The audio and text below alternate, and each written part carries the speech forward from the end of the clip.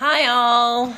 Happy Summer Tuesday, July 8th. This is your host of Sober Not Somber Hour, Jen Varale. Welcome everyone, and by everyone I mean Rick. Thank you for being on time. It's awesome to see you in here. Yay. So just coming off of a week of the 4th and getting into like post-holiday week. Hope everyone's doing well. Hi, Andy. Hi, Amar. We are talking in the cadre sphere all July around the topic of freedom. And I have the freedom to choose to drink non-alcoholic beverages. So if you noticed by the title, Sober Not Somber Hour, if you've been following, I'm always highlighting, hi Amar, I'm always highlighting a non-alcoholic beverage of choice. So today I have a beverage called Tilden. It's a non-alcoholic distilled spirit. So I talk about and introduce a lot of different categories of NA. This one in particular, they have 4 different varieties. This is called Lacewing, and it has cucumber, basil, lychee, and juniper. And then y'all, I just drink this straight up. You can add a little bit of sparkling water if you like.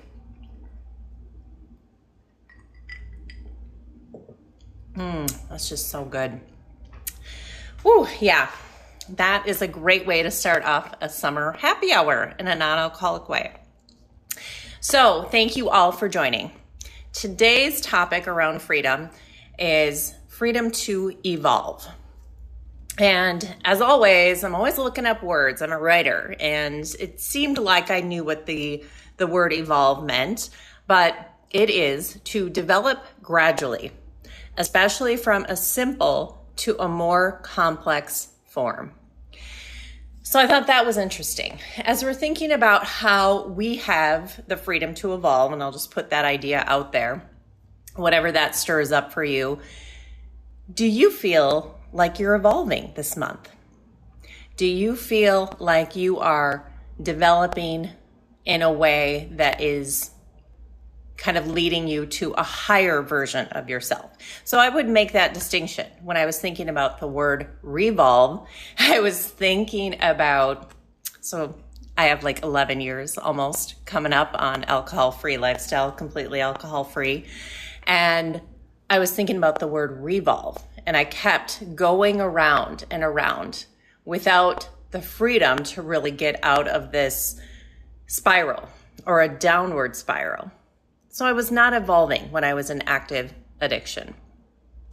And what I've noticed over the last 11 years is that, I have evolved so much. And it's tiny increments. Like changes like 1%. And what that adds up to. Oh, hi, y'all. I'm just loving these comments.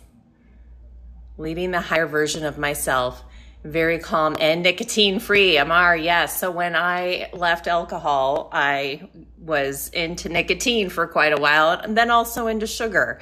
And what I learned through the process of evolving is that through sobriety and through really just being with myself and my thoughts, I could apply those same tools to every aspect of my life.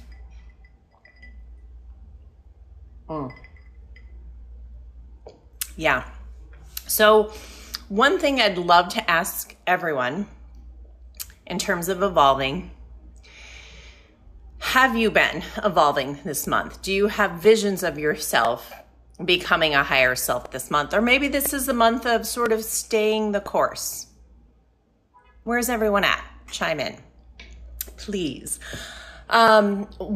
And then I also want to prompt, based on that, the question of the freedom to evolve. So that could be, are you allowing yourself freedom to evolve?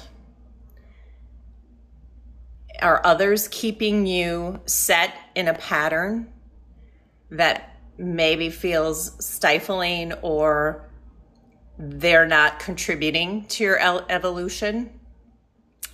And part of what we're doing here as cadre contributors is sharing our authentic story. So when I was thinking about this, and when I was trying to evolve 11 years ago from drinking heavily and being completely burned out to this idea of I'm going to evolve.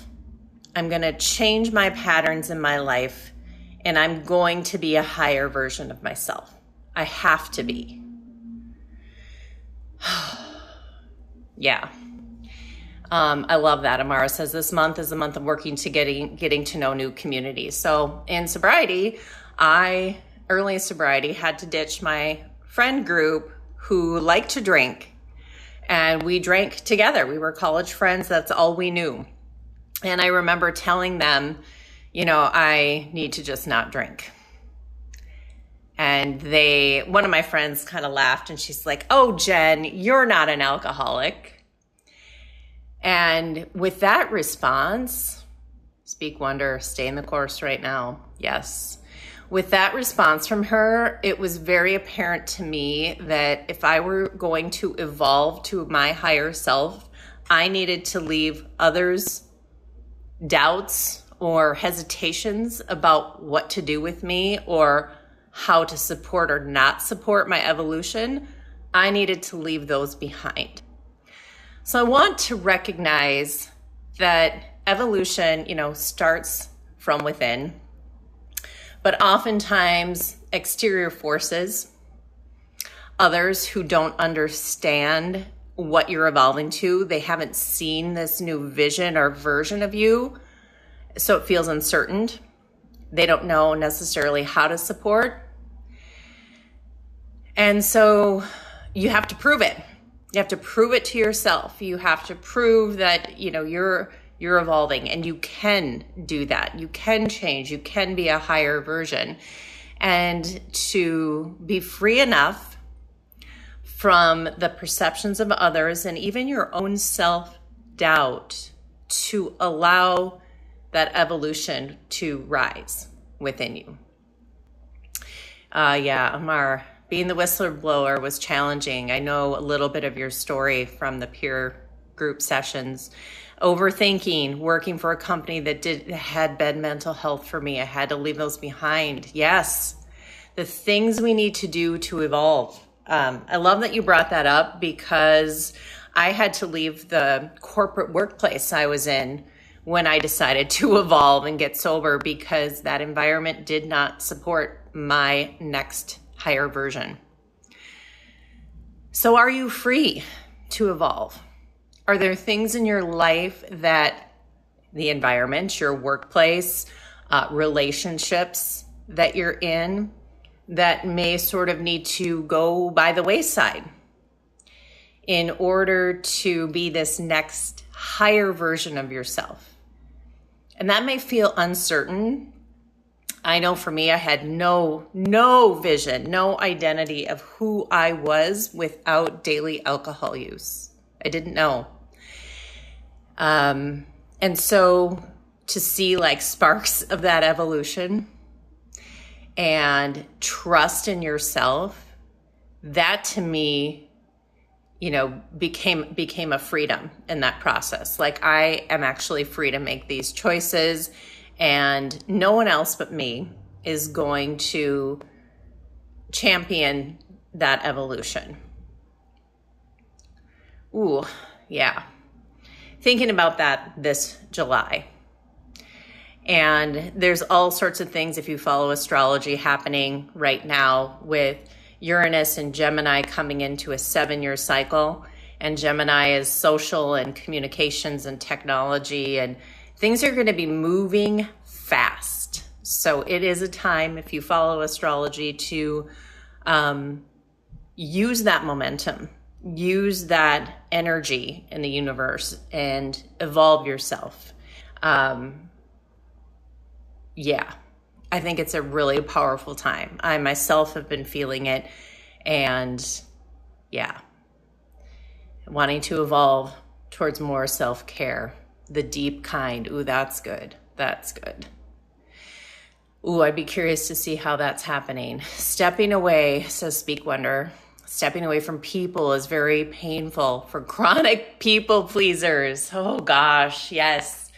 I mean, isn't it interesting? I had people in my life, like I was saying, friends, like didn't want to see me evolve, wanted to see me keep drinking and being able to hang out and do the things we used to do.